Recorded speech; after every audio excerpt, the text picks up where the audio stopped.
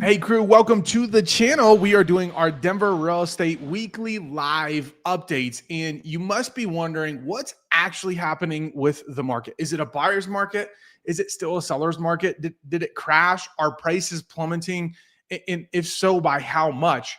Guys, we're going to cover all of that and some in today's video, and be sure to stay to the end, because what we're going to do is we're going to break the segment down into what buyers need to know about the market in order to get the best deals you possibly can, and what sellers need to know about the market so you guys can navigate the market as best as you possibly can as well. You guys have my email down below, guys. We have people reaching out to us all the time from the channel of these weekly update lives.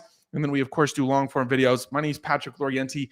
I am the owner of the Light Group, and we are here to be your real estate resource. Guys, you're not going to get this information anywhere else quite like I'm going to give it to you. And we do this every Wednesday. And so with that, let's enter into the stage my article here. So I'm going to go through this article, give you kind of my taste and thoughts.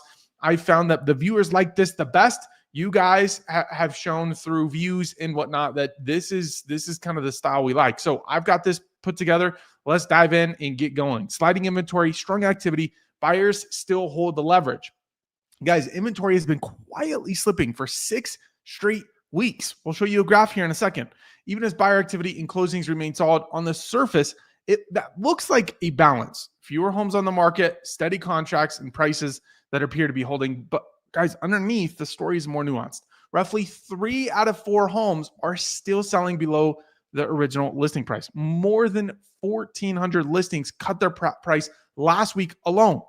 And concessions are holding near record highs, meaning sellers are paying buyers' closing costs. Average days on market sits well above long-term trend, and prices continue to track below the underlying curve.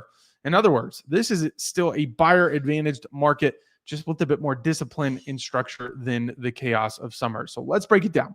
Inventory, week 40, 42, 46. You can see over the last 6 weeks, we were at 12,669, and we're at 11,196, and it's right here. And guys, this closing of a gap is awesome. I love to see this, because what happens is if this trend earlier in the year continued and we got a really big gap in here, guys, ultimately what would happen is the market would crash, period. We're already seeing prices plummet in some areas, and that's with inventory balancing out a little bit. Could you imagine if you saw this, so you got the blue gap, that's the gap of inventory between 2023 and 24. And then there was a bigger gap in 2025 that's closing in. So this is actually really good and healthy for the market. That's what we want to see. If we saw this inventory trend just take off, the market would be crashing right now. That's a drop of 1,500 homes in 6 weeks, and 11 to 12% slide since early October. Good. We want that. Now, what's driving it? Seasonal withdrawals and expirations as sellers decide to wait for spring, solid contract and closing activity, pulling from active supply, and fewer new listings hitting the market. Sellers are just not in the rush to sell their homes in the holidays. Those who are certainly more serious. So practically, buyers still have plenty of choice, but the peak wall of inventory from early this fall is starting to thin, and sellers, you guys shouldn't mistake this for a seller's market returning. The leverage hasn't flipped. It is indeed a buyer's market. All right. Now let's get into contracts closing.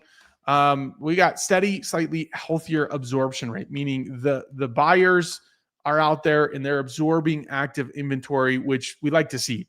And so what we see here is new listings coming to the market, more inventory, closed homes, listings coming off the market, and showing a little bit of a gap between there being more listings than closings. But come week 45, that gap was almost cut in half. We only had a 260 gap, and you can see new listings fell quite a bit from 1,063 to 880. All of these are good signs. These are healthy for the market, but you guys will definitely want to stay into the end, because the reality is what you see in data sometimes doesn't tell the full story. And that's why you jump on these types of videos to get the full story of what's actually happening with the market, so we can set you guys up for success, whether that's in the next couple of months or the next 12 months. And if you haven't yet, guys, be sure to subscribe. The gap between new supply and closed sales is narrowing. Even as overall inventory drifts lower, that tells us that buyer demand, while not explosive, is consistently absorbing a good portion of what comes to the market. So that's great. We've got buyers out there. We're not in a buyer disappeared environment. We're in a buyers are picky and price sensitive environment, guys. And this is really, really important. We're going to get into a little bit more of that here shortly. Zooming out to the monthly lens for October, under contracts, 3255 above the long-term trend of 2800. So that's good. We're seeing more under contracts than we have in the long-term trend. And in closings, we're well above the trend. So that's great. And that's likely where you're seeing a big decrease in inventory, along with the fact that sellers they're just not putting their homes on the market right now. Even with the headwinds, transaction volume is running stronger than the longer-term baseline, which supports the idea of pent-up demand working its way through the system. Guys, reality is we've had higher rates for quite some time. And with that, a lot of buyers have been sitting on the fence and not doing anything. But it's been 3 years now at this point with higher rates. And because of that, we have a ton of pent-up demand. And so you're starting to see some of those buyers say, you know what, screw it. We're going to get in the market. We're going to buy a house. We can't wait any longer. And so that's what you're seeing here. We definitely have the demand, but because of the inventory, the prices have been coming down. And so let's look at that. Price reductions. 1 in 8 listings cut price last week. And so if we look, price reduction remains a defining feature of this market. Week 45, about 1,400 listings took a price reduction, with roughly 11,483 active listings that week. That's about 1 in 8 homes cutting their price in 7 days. Now, that doesn't mean only 12 to 13% of listings have reduced. It means that each week, a meaningful slice of the active market is still adjusting downwards to chase the buyer. Guys, sellers, listen to this. Buyers, listen to this. This is that golden thread between everything we're talking about that's really going to set you guys up for success. And so when we're looking at price and really getting an idea what's happening in the market, I will land this plane and bring the point home so you guys can know exactly what's happening with prices. Along with prices, though, we got to pay attention to concessions. They're still high, still normal for this market. Concessions, guys, are when seller pays a buyer's closing costs. And so when we look at this, seller concessions, week 46, average concessions were about $6,800 per contract. And the average in November thus far is $7,400. Guys, I've seen upwards of $20,000 in concessions. I've seen no concessions. On average, I would give it about that 7 to 12K range. Even though this is average concessions, that's my take from boots on the ground, being a real estate agent in this market. For context, historically, typical concessions in Denver often sat in 15 to 2,500 range per deal. Today's numbers are roughly 3x that level. What that means in practice, buyers are still asking and getting money on the table. Guys, buyers, you have incredible amounts of leverage in this market. And that's why you're seeing this increased level of concessions. And sellers, I'm sorry, but like you need to budge for meaningful give back in addition to any price negotiations. Concessions are no longer a bonus tool. Whoops. They're a standard part of the offering package. And so when I work with sellers, we build in the net sheet. So when I go to the seller's home, we're looking at, okay, if you sell your house here, we're going to do all the expenses and here's what you're going to take home. Here's your proceeds. We build in a buyer's concession because the reality is on average, homes are offering, or I shouldn't say offering, but closing with the $7,400 concession. And so you take your price minus the concession, and that's what actually sellers are getting in this market. And to be real, that's after most of the houses have already taken a meaningful price reduction. And so let's lay in the plane when it comes to prices. And we've got prices softer than headlines suggest. Guys, so many headlines in other articles that I'm seeing are suggesting minimal price reductions. I just don't find that to be the case. Boots on the ground, being an agent in this market. And so, with that, guys, that's why our people work with us, is because we know the market better than anyone else. And when we go into negotiations, especially for buyers and sellers, knowing this stuff puts us in a position of power to either get you the best deal possible as a buyer or negotiate strongly as a seller and have the proper expectations as a seller so you know what to expect. And so, guys, reach out if you guys have any questions. We'd love to be your go-to resource. Softer than the headline suggests. So on the surface, prices look remarkably steady. Average sold price in November 2025 was 708. Medium sold price was 590, but the trend line tells a different story. The average price trend line sits closer to 746, putting current prices roughly 5% below where the curve suggests they quote unquote should be. And the median price trend line hovers around 624 with actual medium at 590. Again, 5 to 6% softer than trend. Layer on the weekly negotiation stats, 75% of homes sold below asking price. Guys, that's 3 out of 4 homes are selling below their original list price. Plus they have concessions. Approximately 13% sold at asking. So when I say a buyer's market, this is what I mean. Buyers, 3 out of 4 homes, you're going to be able to buy below the original list price. Only 12% sold above asking. And most of those, if not all of those, probably priced well below the market to begin with. And so even though the top line numbers don't show a crash, and they won't, the real story is buyers are consistently negotiating prices down off list price, and the market is quietly pricing in a discount relative to where trend lines and past appreciation would put values. And the reality is, guys, like most homes clearly are selling below asking. Then you have the concession built in there. And when we look at the average price per square feet, I can show this graph if you guys want to. Feel free to comment down below what you do and don't want to see. But I could show you the price trend line of price per square foot. And this is what the headlines won't tell you. People just don't have access to the data that I do. And I'm not just saying that and it's not true. Like legitimately, we have built in our company a data set you just can't access anywhere else. I have agents asking me where I'm getting this type of stuff. And when we look at the average price per square feet, it's been on a downtrend for months. And so the pricing in Colorado, depending on your location, depending on your house, we've seen about a 5 to 6% decrease in peak pricing. And guys, that's significant. Times that 5% by 600,000, 800,000, that's a big decrease in pricing. And guys, this is off of 2021 highs when the market actually peaked. I'm sorry, 2022 highs. So any questions on pricing, guys, drop it in the comments. Happy to answer those questions. We're almost done here, and we're going to get to the meat and potatoes for buyers, for sellers. You're not going to want to miss that. But let's get into days on market, which is slower than normal, but it's not stalled. Average days on market is another place where feels and data line up. Average days on market is 58 days. Long-term days on market trend line is 46 days.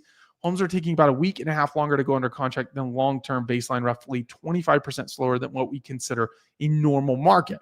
For sellers, that means waiting 50 to 60 days to secure the right buyer is normal, not a sign something is wrong. Here's where the experience of being an agent on the ground level comes in. That number for a lot of sellers is actually closer to that, like 60 to 90 days. Now, I know how to influence this. I can't guarantee it, but I know how to influence this so you guys can sell quicker than the average days. And we'll get into that shortly. But on average, even though data says 50 to 60 days, it's roughly around that 60 to 90 days. Overpricing or ignoring condition can easily push you well beyond that, especially when buyers have options. And isn't that the truth? We're going to get into that shortly. For buyers, it reinforces opportunity. It's time to shop, time to negotiate, and time to be selective. Guys, if you walk into a house and you kind of like it, but it's just not there, we're going on to the next one because we're likely going to find a better positioned house relative to condition and price. And that's the perks of being in a buyer's market. Now, when we look at the big picture, what this market is really saying, inventory is drifting down but not collapsing. Contracts and closing are healthy-ish. Price cuts are ongoing. Concessions are high. 3/4 of homes are selling below asking, and days on market is longer. And so buyers, this is one of the strongest buying windows we've had in years. Plenty of selection, especially compared to pre-COVID norms. Guys, in COVID, it was like 3,000 homes on the market. Now you've got 11,000 in the Denver metro. You have real negotiating power on price, terms, and concession in prices that are soft relative to the underlying curve, likely setting up attractive long-term entries for those thinking 5 to 10 years out. Isn't that the truth? Buyers. I'm going to give you a bonus tip here. New builds are incredible opportunities out in the market. You have rates at 3.99%. Guys, if you're talking 3.99 versus 6%, that could be savings of upwards of $600 to $700 a month. Not to mention, if you qualify for a $500,000 house at these rates, you're likely going to qualify for about $50,000 to $100,000 more just because of the lower rates, which might be the difference of you getting the house you want versus not. For sellers, there's an opportunity here if you price and prepare correctly. Homes are selling. Volume is not the issue. I would disagree with that a little bit. Volume is a little bit of the issue, but the market is unforgiving on pricing condition, and that is an absolute fact. Sellers who come to the market with realistic pricing, strong presentation, and emotional readiness to negotiate on both price and concessions can still win this year. Those who cling to spring 2022 expectations are likely to chase the market down and end up netting less after months on the market. Sellers, I'm going to tee you up. This is going to be the best tee up I could ever give you, okay? As a seller. And let me tee this up this way. I am part of a real estate community, and one of the agents said, hey, if you have a listing that's been stale and it's been on the market 60 days, how do you refresh? Okay. It had about 90 comments. I went and sifted through those. Guys, all of those comments, there's a like you could do this and maybe get lucky. But the reality is all those comments, price and condition. Now, let me decipher that. Sellers, if you want to succeed in this market and any foreseeable market, unless rates drop to 2 to 3%, where you could put a sign in the yard, holes in the wall, and you're selling $100K over asking.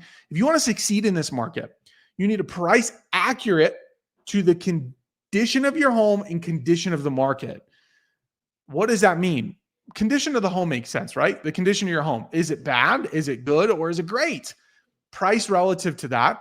And then you need to take into consideration the market that you're in. And guys, that's why we have people reaching out to us all the time on this channel, because we understand the market better than most agents, in the sense that you might have a great house and a great price relative to that house. But if you're not pricing accurate and relative to the condition of the market, you're going to completely miss the mark and likely leave tens of thousands of dollars off the table. And so B Markin, dude, I so much appreciate you. So much love for you and your family. Can anyone help me with $10 for food? Wow. All right, cool.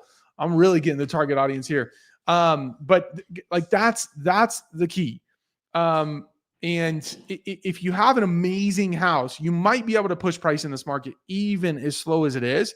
But ultimately, like, there has to be a combination of puzzle pieces put together that has those three things in mind: price relative to condition of the house and condition of the market. And then like, it's a non-negotiable that you have to prepare your house exceptionally well.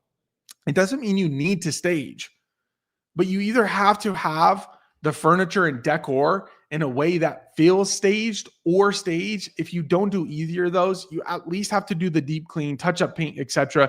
The buyers in this market are ruthless when it comes to condition. And even if you're slightly off, it's not one of those markets where I've got most of the house updated, but 20% of it's not. That 20% is going to feel like 100% in today's market. And so having high level guidance in professionals that can walk you through this market as a buyer or a seller can mean tens of thousands of dollars in savings or in your pocket as a seller. And so guys, just reach out if you guys have any questions. We'd love to be a resource for you. And that is it today. Thank you guys for commenting. Thanks for being here. Appreciate you very much. And with that, we'll catch you on next Wednesday's live. So be sure to subscribe and we'll catch you then. Cheers.